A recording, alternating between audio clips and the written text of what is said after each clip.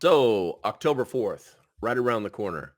Big old test that everybody's talking about. Some are scared of it. Some don't seem to care. Some are like, yeah, but what can we really do about it? I think we need to start with information. So, I've got a little bit for you here, and we're going to talk about it at the end. So, the nationwide test of an emergency system is coming.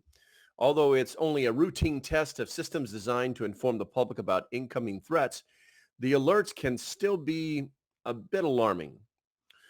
Here's what we need to know about the test, guys. What is this nationwide test? The Federal Emergency Management Agency, or FEMA, is in coordination with the Federal Communications Commission, or the FCC, is going to conduct a nationwide test of the Emergency Alert System, or EAS, as you may have seen it referenced, and the wireless emergency alerts, or WEA. So there's not going to be one test. There's going to be two tests on October 4th. Now, both of these organizations are coordinating with this EAS participants, emergency managers, wireless providers, and other stakeholders in order to maximize the public safety value of the test and minimize confusion.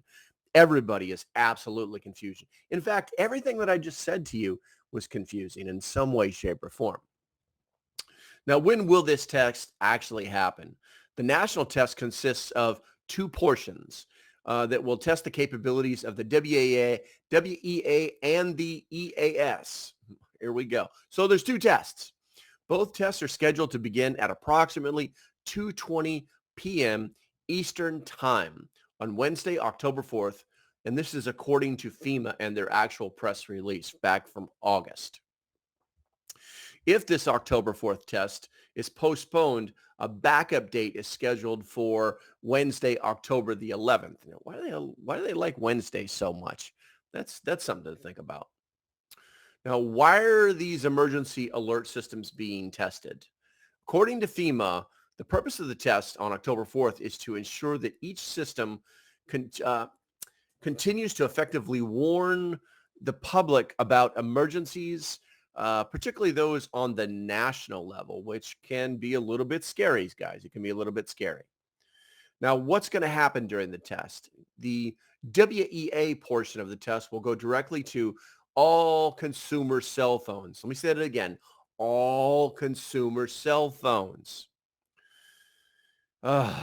It's the third nationwide test, but only the second to be directed to all cellular devices. Let that one sink in.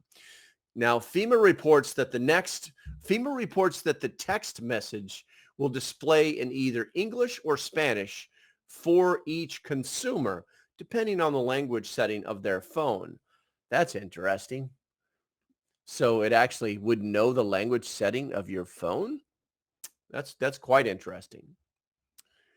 Details of the WEA test are that the WEA portion of the test will use FEMA's Integrated Public Alert and Warning System, called IPAWS.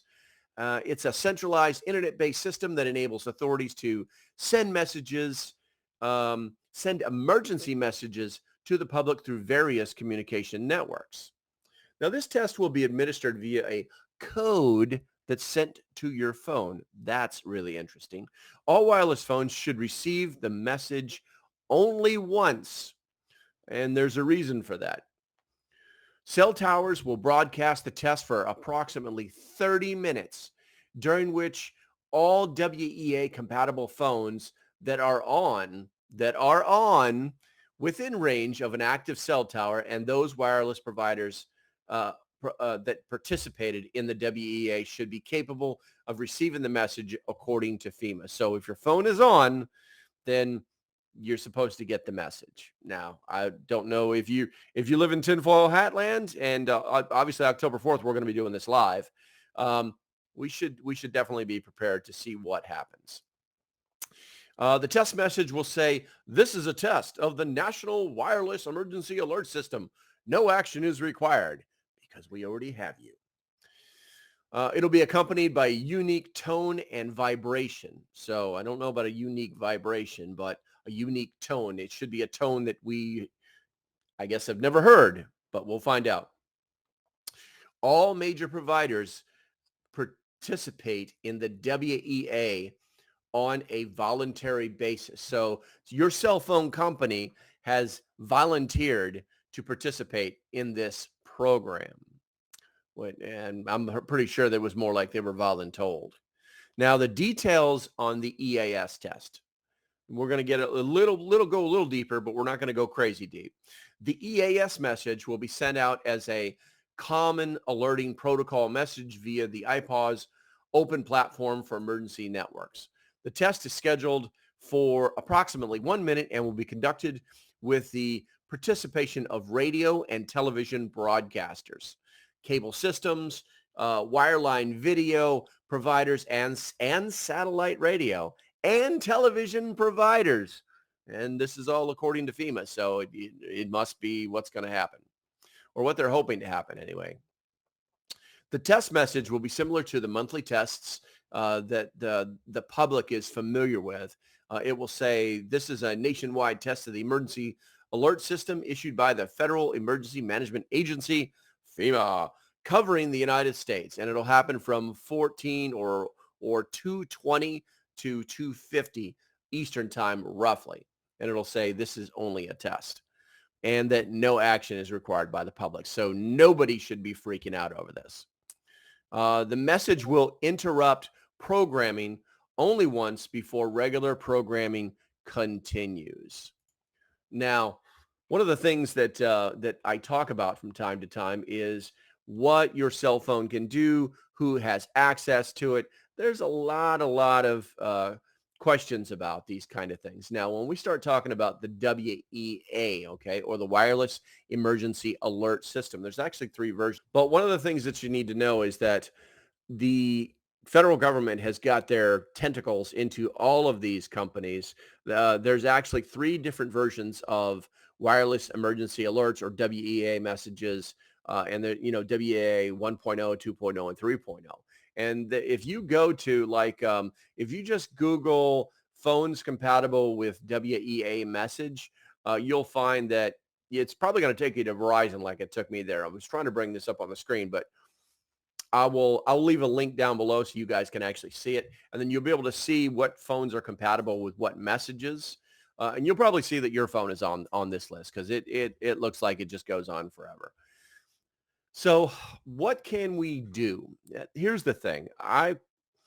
What I will be doing is I will be putting my personal phone inside of a Faraday bag that I make. If you own one, fine, put it in there. If you understand how that technology works or that science works, please take advantage of it. I will also have several other phones that will not be even hooked to that. One will be hooked to the internet and one will be hooked to nothing whatsoever. It won't even, it'll just be this phone that has bars, but it's not actually, doesn't have a plan associated with it. So we can actually see what actually happens. Also, I will have different streams running on my computer here on the command center. If you guys didn't know this, I actually have 3 screens set up in front of me. The camera's just right behind it. And I will be watching to see what it looks like on different streams as well as different channels. So we're going to be doing that on October 4th. Now, if you've hung around this long, here's why I'm telling you this stuff. There's a lot of thought out there about it's going to happen whether we like it or not. The government is going to use this to track us. I've got news for you guys. If you have a phone and it's on, whether it's a flip phone or not, they're tracking you. GPS chips have been inside of flip phones for about 10 years now. So if your phone's older than that, you might have a chance of not being tracked, but it's seriously, seriously doubtful if you're worried about those things. The second thing I'll tell you is that there are no drones circling your house. I'm absolutely positive there are no drones circling your house. So take a breath. And the last thing I'll tell you is that it probably wouldn't be that hard to shut your phone off for 30 minutes and just ignore it. Will it come on? Will an emergency happen? Maybe you run this little test yourself. There is no telling. But from my perspective, if we're compatible with these messages, then we're golden. We're going to get them whether we want them or not, because they will be emergency messages, they will be unannounced, and they will be following the WEA protocol that all of the cell phone companies have already complied with. So it's not like, they're in the future that they're going to be doing some nefarious stuff with them. Now, will they be doing anything that we might seem nefarious here on October 4th? It's really hard to tell. It's really, really difficult to tell. But I would think I'm going to err on the side of judgment, and I'm going to have my phone in a Faraday bag so that it doesn't have to do this. It'll probably go in a Faraday bag sometime mid-morning and just stay there till the end of the day. Because even though they say that the test is only supposed to last about a half an hour, I don't believe it for a second. There's been many a time when I was someplace with the girlfriend and I had signal and she didn't.